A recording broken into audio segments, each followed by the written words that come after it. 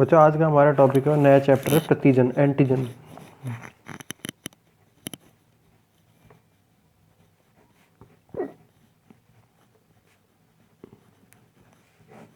Antigen, ठीक है ना। हम बात करते हैं ब्लड की। सबसे पहले बात करते हैं ब्लड की, ठीक है ना। ब्लड में क्या पाया जाता है? प्लाज्मा पाया जाता है। प्लाज्मा पाया जाता है। प्लाज्मा के अंदर पाए जाते हैं कुछ एंटीजन, ये आप कह सकते हैं डायरेक्ट ब्लड में कह दें। जैसे कि हम लोग ब्लड ग्रुप पढ़ते हैं ए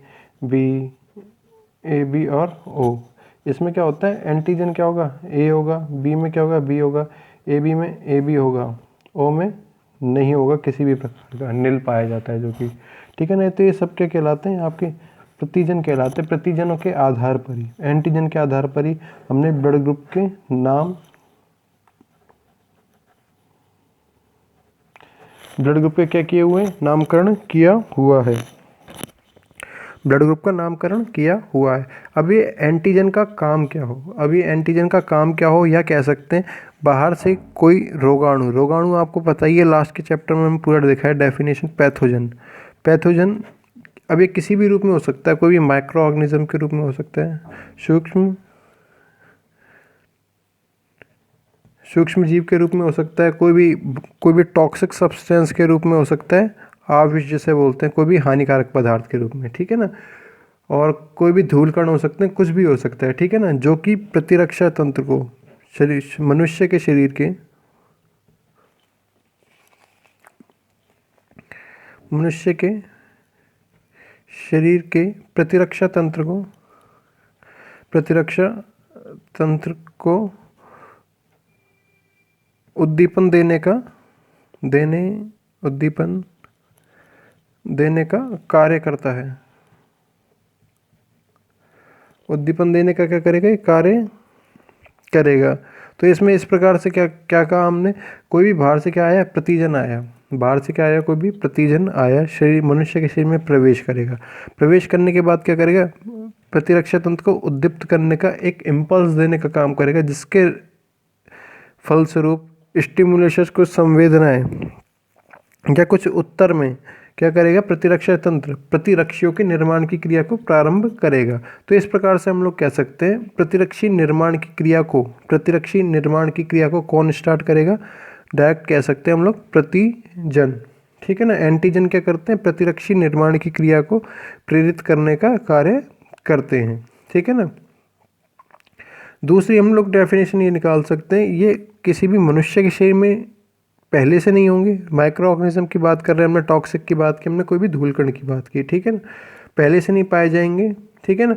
बाहर से क्या किए जाएंगे? प्रवेशित कराए जाएंगे। बाहर से प्रवेशित कराए जाएंगे और शरीर में प्रवेश करने के बाद में क्या होंगे? क्या होने लगेगा? प्रतिरक्षियों के निर्माण की क्रिया प्रारंभ होगी, ठीक है ना। तो इस प्रकार से इसकी डेफिनेशन दी जा सकती है, इस प्रकार से इसकी डेफिनेशन दी जा सकती है। एक भारे पदार्थ जैसे एक्सटर्नल सब्सटेंस, भारी पदार्थ जैसे आविष, टॉक्सिक, जैसे आविष, कण, पार्टिकल्स, पार्टिकल्स में धूल कण, पराग कण, किसी प्रकार के कण आ सकते हैं, पार्टिकल्स, रोगाणु, पैथोजन, रोगाणु आदि हो सकते हैं, आदि हो सकते हैं, जो प्रतिरक्षी तंत्र को, जो प्रतिरक्षी तंत्र को सक्रिय करके,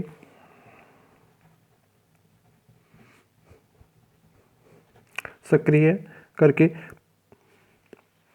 प्रतिरक्षी कोशिकाएं व प्रतिरक्षी बनाने हेतु, प्रतिरक्षी कोशिकाएं, प्रतिरक्षी कोशिकाएं व प्रतिरक्षियां बनाने हेतु,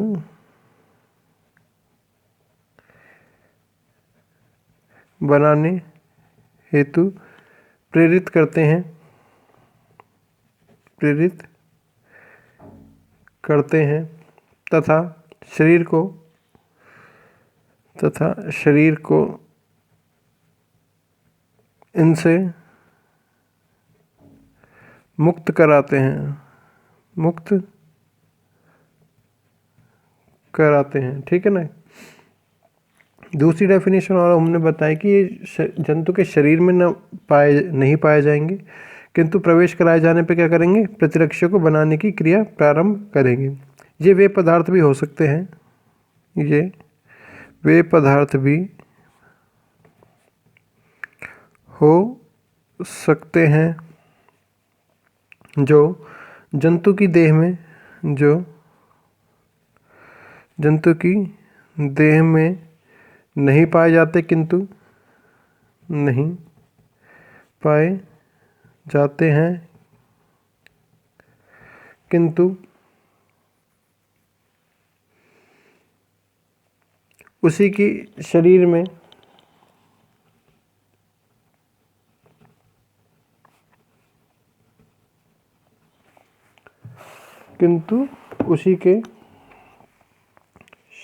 में बाहर से प्रवेशित कराए जाने पर भारे प्रवेशित कराए जाने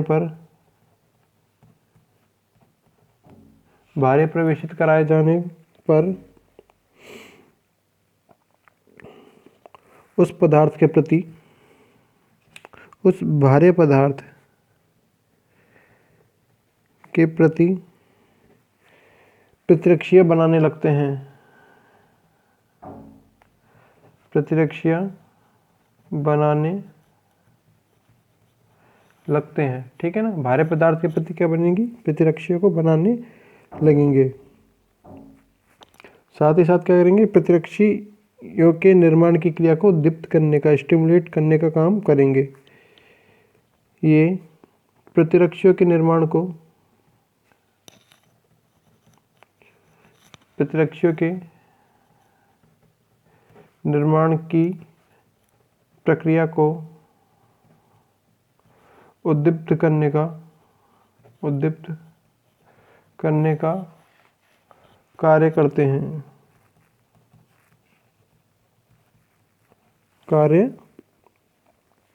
हैं। ठीक है ना। तो प्रतिरक्षा तंत्र की यदि बात की जाए, प्रतिरक्षा तंत्र की इकाई की यदि बात की जाए, तो प्रतिरक्षा तंत्र की इकाई होती है एंटीजेनिसिटी, प्रतिजैनिकता, जैनिकता। ठीक है ना। प्रतिरक्षा तंत्र की इकाई यहाँ लिख देता हूँ, थियोरेटिकल चैप्टर। प्रतिरक्षा तंत्र की इकाई प्रतिजैनिकता, एंटीजेनिसिटी,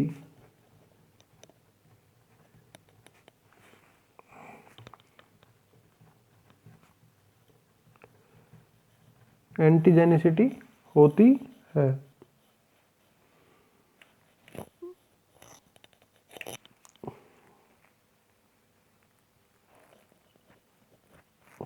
ठीक है ना। अब ये प्रतिजैनिकता की यदि बात की जाए, तो प्रतिजैनिकता दो क्रियाएं करती हैं। प्रतिजैनिकता कितनी, दो क्रियाएं करती हैं। ठीक है ना। जिसके द्वारा क्या किया जाएगा, प्रतिरक्षों के निर्माण को पहले तो उद्दीपित किया जाएगी, या उनके साथ क्या किया जाएगा, रिएक्शन किया जाएगा, अभिक्रियाएं की जाएंगी। ठीक है। प्रतिरक्षा तंत्र में मुख्य रूप से दो प्रकार की क्रियाएं होती हैं। ठीक है ना। फर्स्ट क्रिया की यदि बात की जाए, तो फर्स्ट क्रिया होती है प्रतिरक्षी प्रतिक्रिया आरंभ किए जाने हेतु, प्रतिरक्षी प्रतिक्रिया आरंभ किए जाने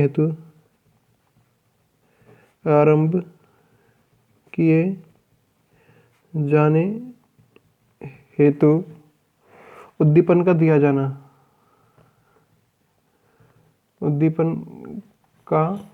जाना, दिया जाना।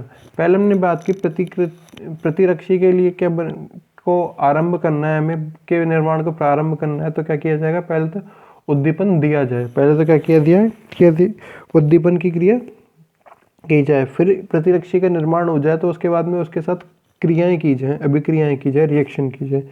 प्रतिरक्षी से विशिष्ट अभिक्रियाओं का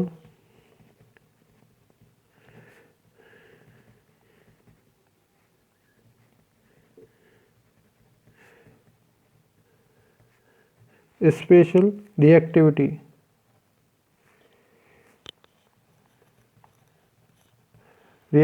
का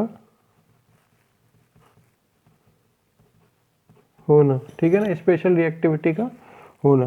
ओके, यदि बात की जाए प्रकार की, यदि बात की जाए प्रतिरक्षा तंत्र के या प्रतिजनों के प्रकार की, टाइप्स ऑफ एंटीजन, प्रतिजन के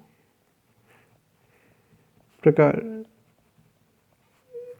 टाइप्स ऑफ एंटीजन,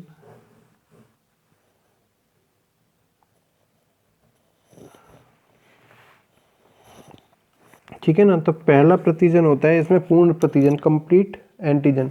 पूर्ण प्रतिजन की यदि बात की जाए तो पूर्ण प्रतिजन उन प्रतिजनों को कहा जाता है जो कि क्या करते हैं, प्रतिरक्षियों के निर्माण के लिए उद्दीपन को क्या करते हैं, देने का काम करते हैं। हमने बोला एक प्रतिरक्षी का हमको निर्माण करना है, किसके खिलाफ करना है, प्रतिजन के खिलाफ करना है। तो प्रतिजन क्या करेगा, सबसे पहले उद्दीपन देने का काम करेगा, और उद्दीपन देने के बाद क्या होगी, शरीर के द्वारा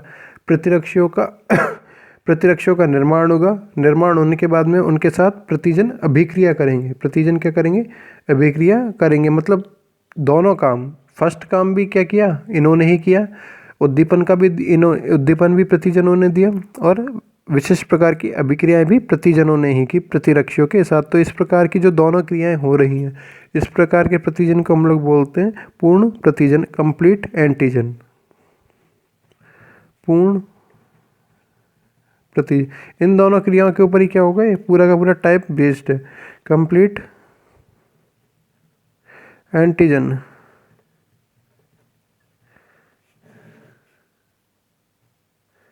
कंप्लीट एंटीजन, ठीक है ना। पूर्ण प्रतिजन वे प्रतिजन होते हैं, पूर्ण प्रतिजन वे प्रतिजन होते हैं जो प्रतिरक्षी काय उत्पन्न किए जाने हेतु, जो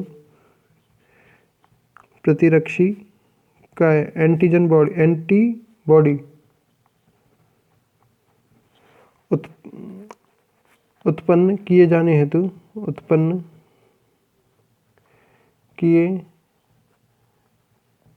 हेतु उद्दीपन का दायित्व निभाते हैं।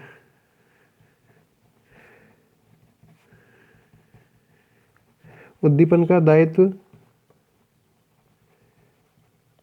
निभाते हैं एवं उत्पन्न प्रतिरक्षी के साथ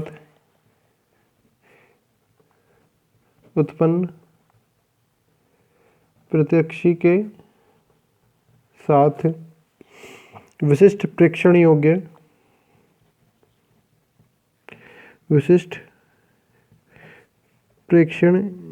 योग्य अभिक्रिया करने में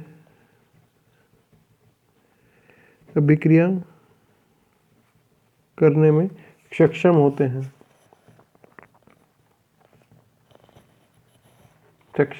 हमने क्या बोला, पूर्ण प्रतिजन इजगल टू, ठीक है ना, बराबर कह सकते हैं हम लोग। पहला काम क्या, स्टिमुलेशन का, उद्दीपन का, प्लस उद्दीपन करने के बाद में क्या किया, रिएक्शन का काम किया, रिएक्टिविटी का काम।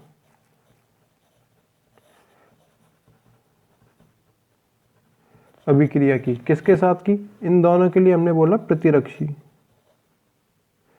प्रतिरक्षियों के निर्माण के लिए क्या किया, यहाँ पे उद्दीपन का काम किया। प्रतिरक्षियों के निर्माण के लिए क्या किया इन्होंने, सबसे पहले स्टिमुलेशन दी है,